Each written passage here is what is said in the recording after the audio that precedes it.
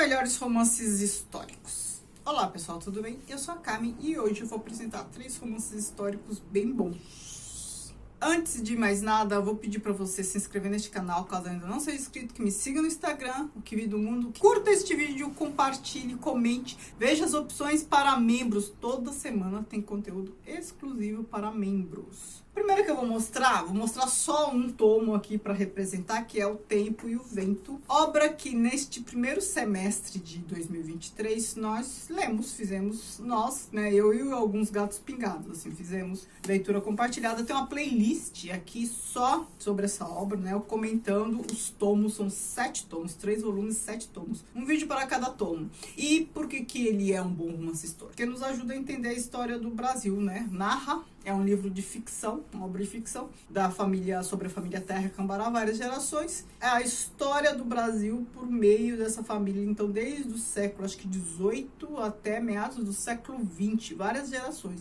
Pano de fundo também a gente tem acontecimentos históricos mundiais, né? Então as guerras, Primeira Guerra Mundial, Segunda Guerra Mundial, enfim, tudo que está acontecendo e discussões muito interessantes, personagens bem politizados e discussões muito interessantes sobre os acontecimentos. Então a gente tem perfis ideológicos aqui bem interessantes, de comunista, de positivista, disso, daquilo, então é muito interessante.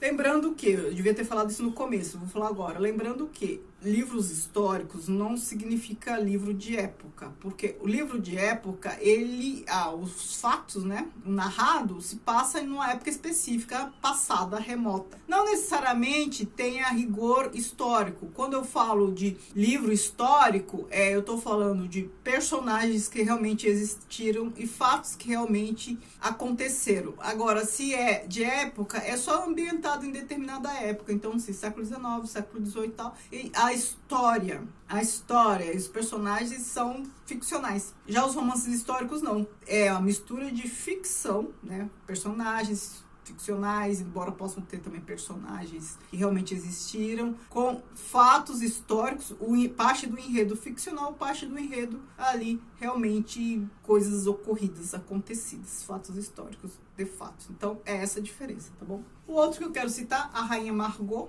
tem um vídeo sobre ele no canal. A Rainha Margot foi uma rainha francesa do século XVI, no período de guerras religiosas na França. Ela se casou no dia de São Bartolomeu, dia que houve aquele massacre, a noite do massacre lá de São Bartolomeu, em que a Catarina de Médici, que era a mãe dela, da Rainha Margot, mandou matar. Dizem que foi ela, dizem que não, mas enfim, tudo leva a crer que foi ela. De alguma forma ela estava envolvida.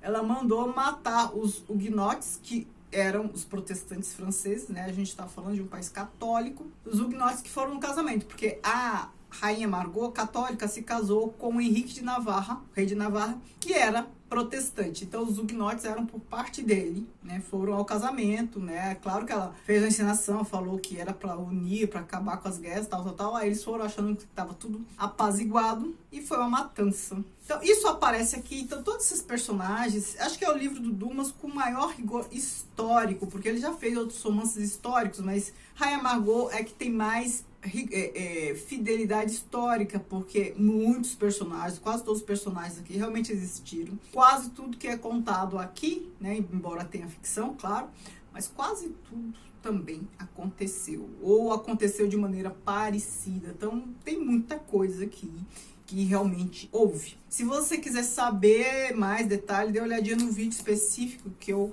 comento esse livro. E um outro livro que é uma pérola da literatura mundial, também francês, Memórias de Adriano, da Marguerite Yourcenar. Não é francês, ela é belga, né? É belga. Ela escreveu em francês.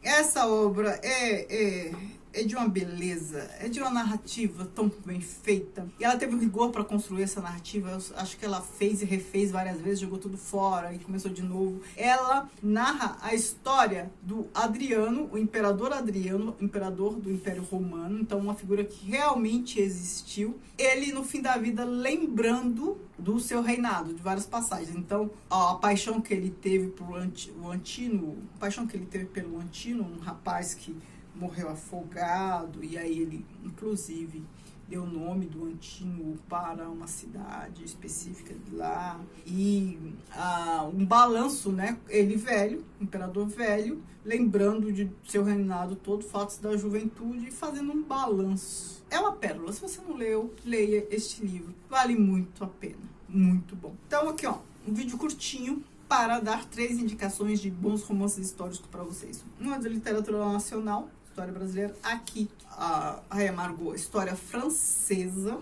A história francesa, a autora francesa. Aqui a gente tem uma autora belga, se eu não me engano é isso, ela é belga, sobre a história de um imperador romano. Então aqui se percebe, a nacionalidade do autor é uma história aqui narrada, é outra, de outro país, de outra época, né? É claro, sempre é de outra época, porque é histórico, mas aqui ela tá falando do Império Romano, séculos atrás, de uma história de um outro país, né? Bem interessante. Todos muito bons, todos eu recomendo. E digam aí o que vocês me recomendam com esse tema. Bons romances históricos, eu vou adorar saber. Muito obrigada, beijos.